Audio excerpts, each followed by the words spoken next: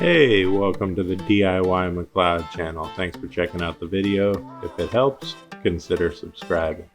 Today I'm going to be doing a little bit of a review, an assembly, and just a talk about the Workmate 425-A. Don't think the -A means much, but that's the one I purchased.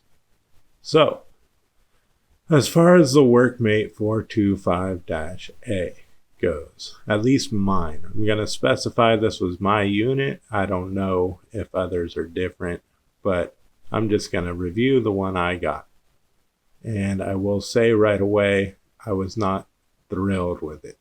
The first steps of assembly are easy, and I'll let you go through this video on your own pace and kind of check out how the assembly works.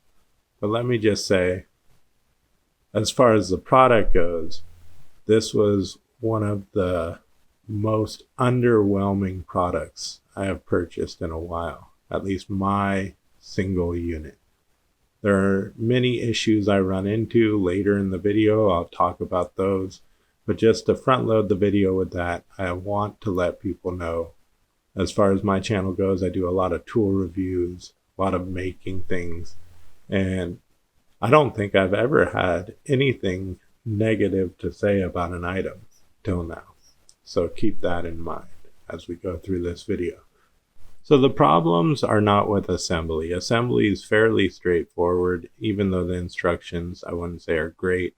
All you have to do is place the 6 plastic blocks underneath the wood panels onto the top of the metal frame. 2 of them are specific for the one that gets bolted down to the rotating mechanism, and the other 4 are for the movable ones. So you can kind of check the 2 versus the 4, and you'll know which ones to use for which. Just be careful with that. As far as hammering in the handles, that was an unbelievable little bit of foreshadowing to the product details here.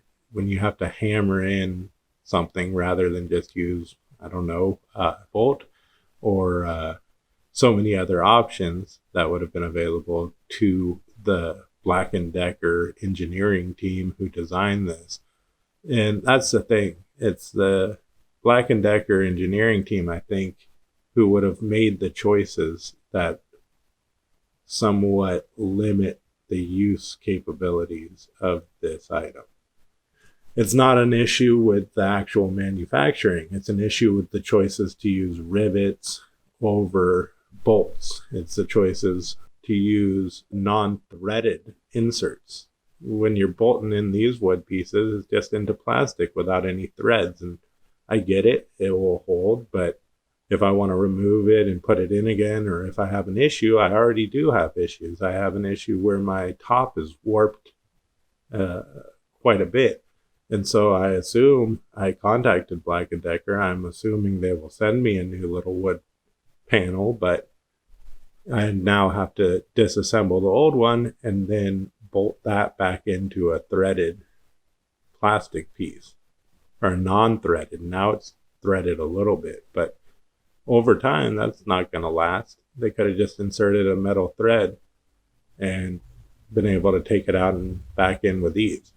Let me finish that rant by explaining I do plan on keeping this item, mainly out of laziness and the knowledge I know I can fix a lot of the problems I have with it, but it still has these problems at this point. As far as this goes, obviously there's no clamping downward pressure with this, so it slides out easy, but they could have just included some type of rubberized face to these little bench dogs, and it would have held much better in place.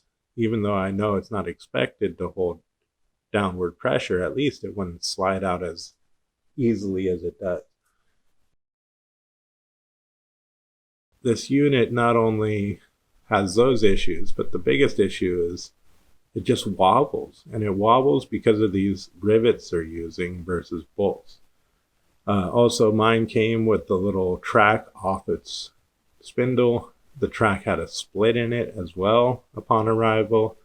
The board is warped nearly 0.5 centimeters, and I'm just going to tell you that's my experience with this. I don't necessarily know if it's everyone, but if this helps, consider subscribing. My next video will most likely be the When pocket hole jig review, so subscribe to see that one.